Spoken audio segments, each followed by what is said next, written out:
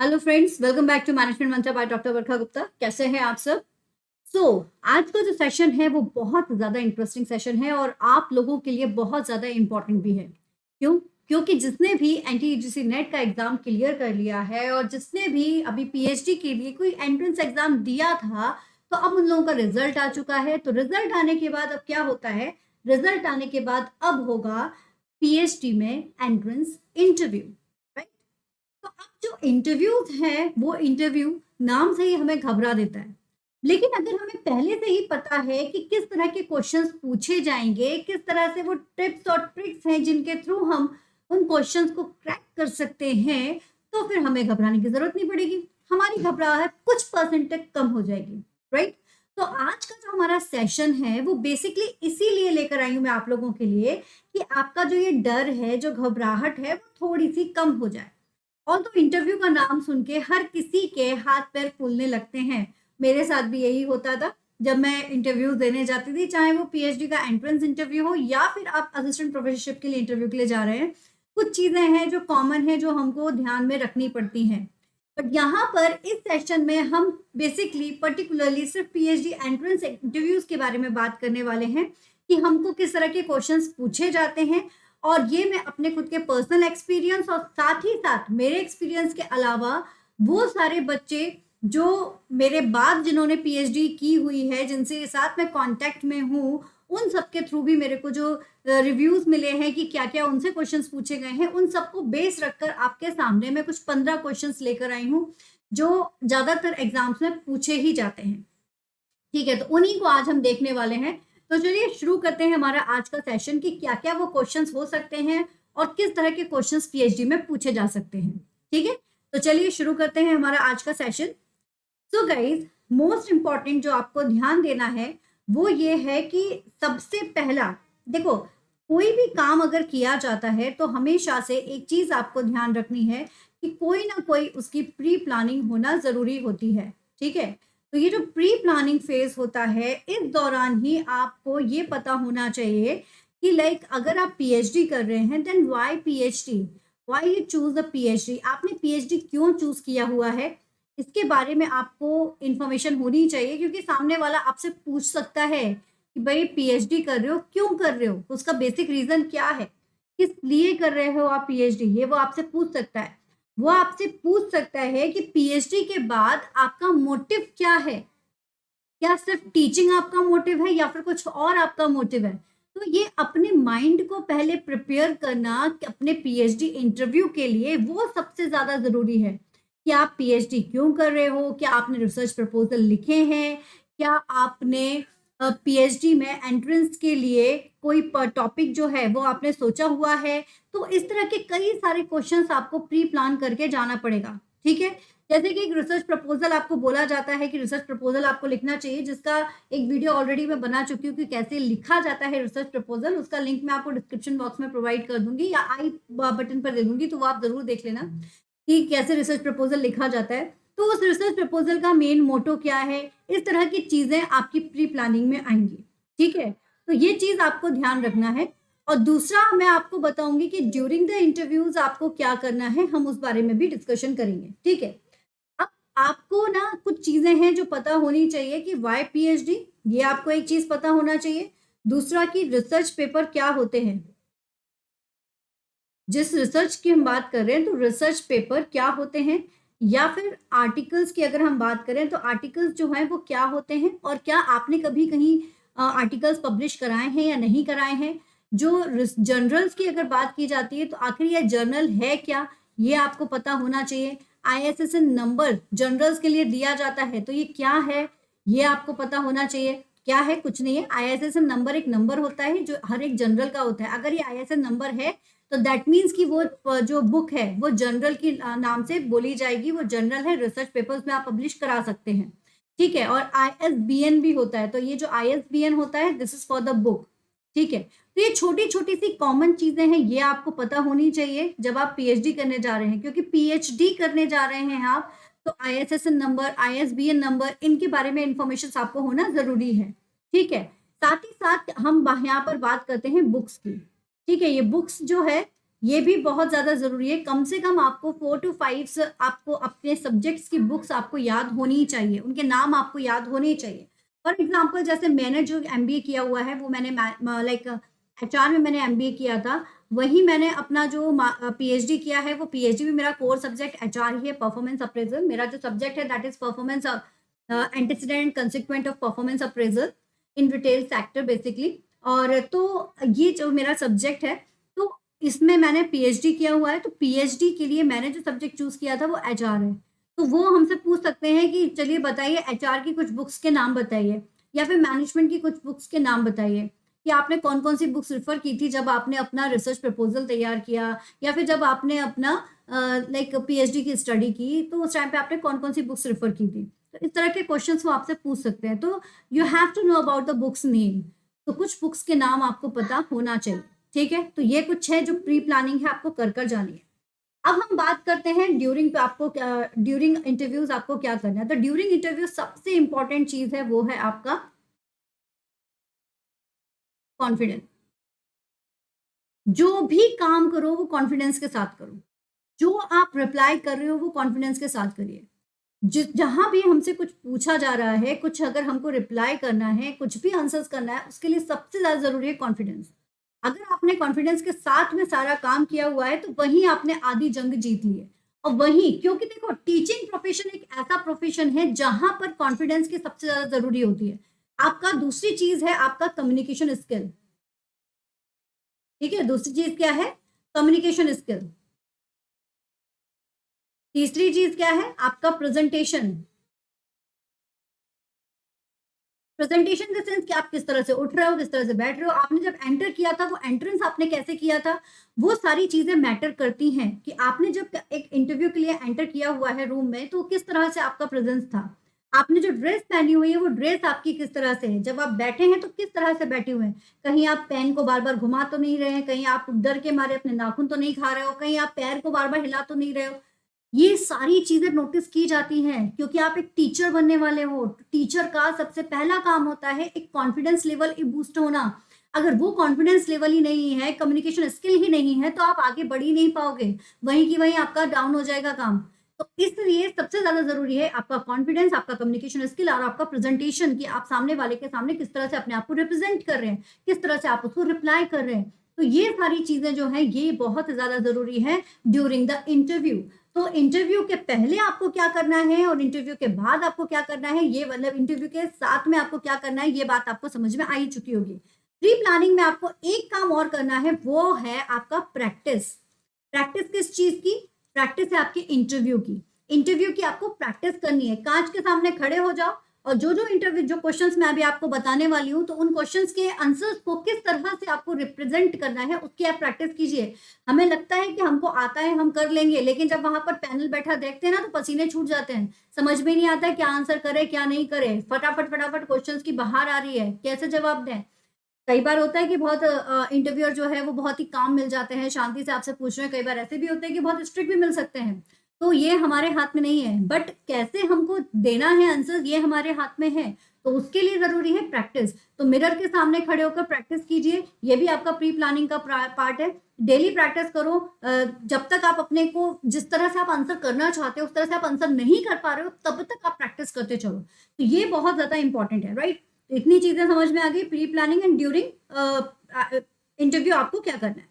अब नेक्स्ट जो पार्ट हमारे सामने आता है, ध्यान दीजिएगा, जो क्वेश्चंस पूछे जाते हैं बेसिकली वो 2 तरह के क्वेश्चंस होते हैं। एक क्वेश्चंस होता है वो है आपका जनरल क्वेश्चंस और दूसरा आपसे जो पूछे जाते हैं वो हैं आपके टेक्निकल क्वेश्चंस, ठीक है? तो जनरल क्वेश्चंस और टेक्निकल क्वेश्चंस ये 2 तरह के कैटेगरीज़ में हम इसको डिवाइड कर रहे हैं क्वेश्चंस को, इसके पीएचडी के क्वेश्चंस को। अब एंट्रेंस के लिए आपने प्रपोज़ल तैयार किया हुआ है, वो प्रपोज़ल लेकर आप सामने गए। आपका प्रपोज़ल उन्होंने देखा, उन्होंने आपका प्रपोज़ल पलट के देखा कि हाँ, आपने क्या-क्या चीज़ें इसमें मेंशन की हुई हैं, आपने टॉपिक का नाम क्या लिखा हुआ है, किस फ़ील्ड को आपने चूज़ किया हुआ है, वो सारी चीज़ें वो यहाँ पर देख रहे हैं। जो चीज़ देख रहे हैं, उसी से जुड़े हुए क्वेश्चन आपसे पूछ सकते हैं। जनरल क्वेश्चंस में आपसे क्वेश्चन पूछा जा सकता है, टेल मी अबाउट योरसेल्फ, ठीक है? ये क्वेश्चन आपसे पूछा जा सकता है, मुझसे पूछा गया था, ठीक है? मुझसे पूछा गया था, tell me about yourself, tell me about your academic background, tell me about your experience. ये कुछ बेसिक क्वेश्चंस हैं जो पूछे जाते हैं, ठीक है। इसके बाद मुझसे पूछा गया था, ये भी बेसिक क्वेश्चन ही है, कि जो टॉपिक आपने चूज किया है वो टॉपिक क्या है, ठीक है। जो टॉपिक आपने चूज किया है वो टॉपिक क्या है। आपने प्रपोजल पर टॉपिक लिखा है लेकिन आपको याद ही नहीं है, तो फिर क्या होगा, वहीं की वहीं मार्क्स कट। तो जो टॉपिक आपने चूज किया है उसका लाइक वो टॉपिक क्या है वो आपसे पूछ सकते हैं, तो वो टॉपिक आपको बिल्कुल पता होना चाहिए, अच्छे से प्रिपेयर होके जाना है इसके लिए आपको। फिर वो आपसे पूछ सकते हैं कि आपने जो स्ट्रीम है वो एचआर, जैसे मैंने एचआर चूज किया था, हमारे में स्ट्रीम्स होती हैं, एचआर हो गया, फाइनेंस हो गया, मार्केटिंग हो गया, ठीक है। तो हमारे टाइम पर बेसिकली यही होता था, और एक रिटेल सेक्टर होता था, बेसिकली ये माइनर में होता था। तो ये 3 हमारे टाइम पर कॉमन स्ट्रीम्स हुआ करती थी। अब तो बहुत सारी स्ट्रीम्स आ चुकी हैं। तो आपने कौन सा स्ट्रीम चूज किया और क्यों चूज किया, ये आपसे पूछा गया था। और एक चीज जो आपसे पूछी जा सकती है वो है कि कहीं ना कहीं अगर आपकी स्टडी में कोई गैप आया है तो वो क्यों आया है, उसका वैलिड रीजन आपके पास होना चाहिए। दूसरा, आपसे ये पूछा जा सकता है कि अगर आपने अपना स्टडी बैकग्राउंड चेंज किया है तो वो क्यों किया है। जैसे कि अगर आप मेरा फर्स्ट स्लाइड अगर देखोगे, मैंने बीएससी किया हुआ था माइक्रोबायोलॉजी में, ठीक है। देन उसके बाद मैंने मूव किया एमबीए के लिए, जो कि मैंने एचआर से किया। तो इसके पीछे का क्या रीजन था, वो रीजन मैंने उन्हें समझाया, क्योंकि मेरे पास वैलिड रीजन था तो मैंने उन्हें समझा दिया, ठीक है। तो आपके पास भी क्या वैलिड रीजन है, अगर आपने अपना बैकग्राउंड चेंज किया है, स्ट्रीम चेंज की है, तो उसके रिगार्डिंग भी आप अपने आप को प्रिपेयर रखेंगे, ठीक है। ये आपसे पूछा जाएगा। फिर इसके बाद नेक्स्ट क्वेश्चन आपसे पूछा जा सकता है कि आपने जो रिसर्च चूज किया है, आपने जो टॉपिक चूज किया है, वो आपने क्यों चूज किया, ठीक है। तो आपके पास इस वाई का रीजन होना चाहिए, क्या चूज किया, क्यों चूज किया, ये आपसे पूछा जा सकता है। कैसे चूज किया, हाउ यू सिलेक्टेड, ये आपसे पूछा जा सकता है। तो ये कुछ क्वेश्चंस कॉमन है जो पूछते हैं जनरल बेसिस पर, ठीक है। जनरल बेसिस पर आपसे ये क्वेश्चंस पूछे जाएंगे, आप इसके लिए अपने आप को प्रिपेयर रखिए। अब हम बात करते हैं टेक्निकल क्वेश्चंस की। ओके, एक चीज और हुई थी मेरे साथ जब मेरा इंटरव्यू हुआ था। तो लाइक पीएचडी का जब इंटरव्यू हुआ तो उस दौरान मेरा टॉपिक और जो भी चीज़ें थी हमारे टाइम पर, उस समय इतना नहीं था। जब हमारी आरडीसी होती है तो आरडीसी के समय पर जो इंटरव्यू होता है उस टाइम पर हमारे से सिनॉप्सिस ली गई थी। तो जो सिनॉप्सिस हमसे ली गई थी, तो मेरे साथ ऐसा हुआ था कि जो मैंने टॉपिक चूज किया था, तो उन्होंने कहा कि आपका जो स्टडी आपने बताई है जिस तरीके से, लाइक उन्होंने कहा कि आप अपनी जो आप करना चाहते हो काम ना, आप उसको एक्सप्लेन करो अपने वर्ड्स में। तो मैं जो काम करना चाहती थी मैंने उसको अपने वर्ड्स में एक्सप्लेन किया। तो उन्होंने कहा कि आपका सारा काम ठीक है, बट मुझे लगता है कि टॉपिक का नाम जो है वो ये नहीं, ये होना चाहिए, ठीक है ना। तो सिनॉप्सिस के दौरान उन्होंने क्या किया था, मेरे टॉपिक का नाम जो है वो चेंज कर दिया था। टॉपिक का नेम जो है वो उन्होंने चेंज कर दिया था, ठीक है। मैंने कुछ परफॉर्मेंस मोटिवेशंस को लेकर किया था, उन्होंने उसका कुछ बढ़िया सा नाम रख दिया, antecedent consequent of performance management, ऐसा करके कुछ कर दिया। तो अब इस तरह से उन्होंने क्या किया, टॉपिक का नाम चेंज कर दिया। और समटाइम्स हैपन कि वो आपसे ये भी पूछ सकते हैं कि क्या you are flexible to change your topic, क्या आप फ्लेक्सिबल हैं अपने टॉपिक को चेंज करने के लिए, क्या आप तैयार हैं अपने टॉपिक को चेंज करने के लिए। तो ऑलवेज से यस। पता है क्यों, क्योंकि वो जो वहां बैठे हुए हैं वो आपसे ज्यादा अच्छे से जानते हैं कि करंट सिनेरियो को देखते हुए क्या टॉपिक है जो ज्यादा बेस्ट होगा, क्या टॉपिक है जो ज्यादा हद तक मार्केट में अगर आप लॉन्च करते हो तो सक्सेसफुल होगा। तो इसलिए अगर वो आपका टॉपिक चेंज करते हैं तो उसके लिए हमेशा तैयार रहिए, और जो वो टॉपिक दे रहे हैं फिर उसके ऊपर अपनी तैयारी को शुरू कीजिए, ठीक है ना। तो ये चीज है जो हमारे जनरल में आ जाएगी। अब बात आती है कि टेक्निकल में क्या क्या पूछा जा सकता है। तो let me talk about the technical.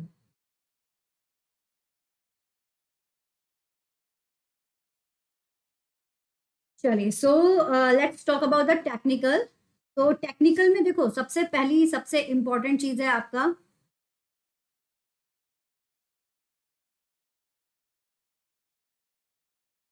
Research mythology, ठीक है। ये जो रिसर्च मैथोलॉजी है ये ही आपका जो है वो सबसे इम्पॉर्टेंट है। इसको आपको अच्छे से पढ़कर जाना है। अभी आपने जब यूजीसी नेट का पेपर दिया होगा तब भी आपने रिसर्च को पढ़ा होगा।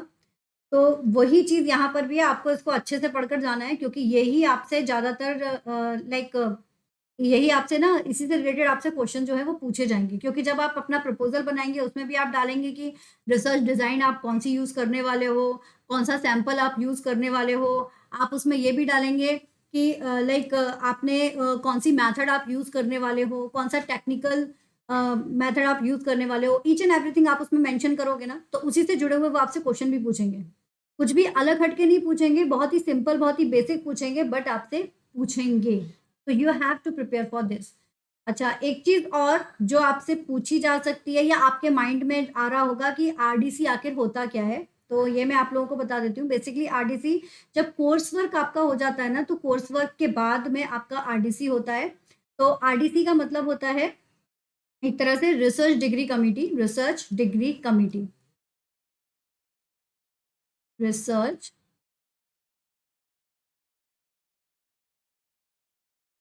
Research degree committee. ये जो रिसर्च डिग्री कमिटी होती है, ये बेसिकली इसमें 2 से 3 मेंबर्स बैठते हैं और जो आपके सिनॉप्सिस को रिव्यू करते हैं। ठीक है? चलिए, तो अभी मैं बात करती हूँ टेक्निकल। जो टेक्निकल क्वेश्चंस पूछे गए थे वो कौन-कौन से थे? तो टेक्निकल क्वेश्चंस भी सबसे ज़्यादा इंपॉर्टेंट है। मैंने कहा कि रिसर्च मेथोडोलॉजी आपको तैयार होनी चाहिए, क्योंकि मुझसे जो क्वेश्चन पूछे गए थे वो बेसिकली रिसर्च के थे या और स्टैटिस्टिक्स से रिलेटेड क्वेश्चंस थे। लाइक मेरा सैंपल साइज़ मैं क्या रखना चाहूँगी, ये पूछा गया था। कि क्या सैंपल साइज़ मैं प्रेफ़र करूँगी? तो ये भी पूछा गया था कि सैंपल साइज़ होता क्या है? ठीक है। दूसरा मुझसे पूछा गया था कि पायलट स्टडी क्या होती है? ये मुझसे पूछा गया था, पायलट स्टडी क्या होती है? फिर तीसरा आपसे पूछा जा सकता है कि मैंने जैसे कहा था कि मैं सैंपल डिज़ाइन्स जो जिसकी मैं बात कर रही थी, सैंपल डिज़ाइन क्या होता है? ये आपसे पूछा जा सकता है कि कौन-सा सैंपल डिज़ाइन आप चूज़ करने वाले हो। आपसे पूछा जा सकता है कौन-सी मेथड आप यूज़ करोगे, क्वांटिटेटिव मेथड यूज़ करने वाले हो या फिर क्वालिटेटिव मेथड यूज़ करने वाले हो। ठीक है? ये आपसे पूछा जा सकता है, ठीक है? मेरे से ये वाला क्वेश्चन पूछा गया था, ये क्वेश्चन पूछा गया था और साथ ही साथ मेरे से पूछा गया था टी टेस्ट क्या होता है और कब अप्लाई किया जाता है? ये मेरे से पूछा गया था, ठीक है? तो टी टेस्ट के ऊपर मुझसे क्वेश्चन पूछा गया था। तो कहने का मतलब ये है कि आपसे स्टैटिस्टिक्स के जो टेस्ट हैं, वो टेस्ट आपसे पूछे जा सकते हैं। तो पैरामेट्रिक और नॉन पैरामेट्रिक दोनों ही टेस्ट आप पढ़कर जाइएगा कि पैरामेट्रिक टेस्ट क्या होते हैं, नॉन पैरामेट्रिक टेस्ट क्या होते हैं और इनमें क्या-क्या आता है। इसके ऊपर भी ऑलरेडी हमारी वीडियोज़ बनी हुई हैं, आप उनको देख सकते हो। ठीक है? सारा रिसर्च के अंदर आपको मिल जाएगा। ये आपसे पूछा जा सकता है। इसके अलावा एक क्वेश्चन और पूछा जा सकता है हाइपोथेसिस के ऊपर कि हाइपोथेसिस जो है वो क्या होती है और आप अपने लिए क्या हाइपोथेसिस जनरेट करना चाहते हैं या जनरेट आपने की हुई है आपके प्रपोज़ल में। तो ये आपसे पूछा जा सकता है। सैंपलिंग क्या होती है? सैंपलिंग के डिज़ाइन्स क्या होते हैं? ये आपसे पूछा जा सकता है। और इसके बाद आपसे पूछी जा सकती है हाँ, एक तो ये हो गया सैंपल साइज़ क्या है, पायलट स्टडी क्या है, सैंपल डिज़ाइन, क्वांटिटेटिव, क्वालिटेटिव क्या होता है? इनके टेस्ट आपसे पूछे जा सकते हैं, कौन-कौन से टेस्ट हैं, तो पैरामेट्रिक, नॉन पैरामेट्रिक टेस्ट के अकॉर्डिंग ही आप इनको बता सकते हो। टी टेस्ट मुझसे पूछा गया था और मैंने जैसे मेरे जो स्टडी है मैंने उसमें लिखा था कि मैं कोरिलेशन और रिग्रेशन का यूज़ करने वाली हूँ आगे चलकर। तो मुझसे पूछा गया था कि what is the correlation, what is the regression? तो जो आपने लिखा है वही आपसे पूछेंगे बट आपको ये पता होना चाहिए कि आपने जो लिखा हुआ है वो क्या चीज़ है। तो उस हर एक चीज़ का आपको नाम पता होना चाहिए। एक्सप्लेनेटरी डिज़ाइन क्या होता है, ये आपको पता होना चाहिए, है ना? आपने कहा कि आप डिस्क्रिप्टिव डिज़ाइन का यूज़ करेंगे, तो what is the descriptive designs ये आपको पता होना चाहिए। तो ये कुछ टेक्निकल क्वेश्चन्स हैं जो वो आपसे पूछ सकते हैं। क्लियर है यहाँ तक? ज़्यादा कुछ नहीं है, यही सारी चीज़ें पूछी जाती हैं। बेसिक-बेसिक ही ज़्यादा पूछा जाता है, ज़्यादा कुछ नहीं पूछा जाता है। और एक इंडक्टिव और डिडक्टिव रिसर्च क्या होती है ये भी पूछा गया है कई बार। तो लाइक मेरे एक स्टूडेंट से पूछा गया है ये क्वेश्चन। तो आपको ये चीज़ ध्यान रखनी है कि sample size basically research methodology के जो बेस क्वेश्चन है जो आप अपने अ, उसमें इन्वॉल्व कर रहे हो, प्रपोज़ल में इन्वॉल्व कर रहे हो, उनका आपको मोटा-मोटा सारी इन्फॉर्मेशंस होनी चाहिए। तो ये कुछ क्वेश्चन्स हैं जिनको आपको तैयार करके जाना है, ठीक है? तो दिस इज़ ऑल अबाउट कि आपको क्या-क्या तैयार करके जाना है, कैसे आपको तैयार करना है, यही सारी चीज़ें हैं जो मुझे आप लोगों को बतानी थी। और एक और इम्पॉर्टेंट चीज़ है जो आपको दिमाग में रखनी है, लाइक जैसे कई बार हम इंटरव्यूज़ देते हैं और कई बार लाइक कैसे हमारा जो इंटरव्यू है, वो कैसा जाए, कैसा नहीं जाए, वो डिपेंड करता है आपकी प्रैक्टिस के ऊपर। तो गाइज मोस्ट इम्पॉर्टेंट है कि आप अपनी प्रैक्टिस को बरकरार रखिए, कंटिन्यू प्रैक्टिस करते चलिए। और दूसरा, जैसा मैंने अभी आप लोगों को बताया कि क्या क्या क्वेश्चंस आपसे पूछे जा सकते हैं, तो उसी तरह से आप ना थोड़ा अपने सीनियर्स के साथ में मिलकर अपनी प्रिपरेशन को करिए, जिससे कि आपकी प्रिपरेशन जो है वो सही हो जाए और जो भी मिस्टेक्स है वो आपकी दूर हो जाए। तो they are the basic questions जो आप लोगों से पूछे जा सकते हैं, so be ready for it. इनको अच्छे से तैयार कर लीजिए। तो यही है आपका प्री प्लानिंग और ड्यूरिंग और आपका जनरल और टेक्निकल क्वेश्चंस जो आप लोगों से पूछे जा सकते हैं। तो B ready for it. This is all for today. बस अपना कोशिश कीजिए कि बेस्ट से बेस्ट देने की कोशिश कीजिए, तो 100% आपका सिलेक्शन हो ही जाएगा। और जो भी काम करो फुल कॉन्फिडेंस और 100% देते हुए करिएगा। Okay guys, thank you so much. Keep study hard smart. All the best. और कोई क्वेरी है, कोई डाउट है, ask me the comment section. Thank you.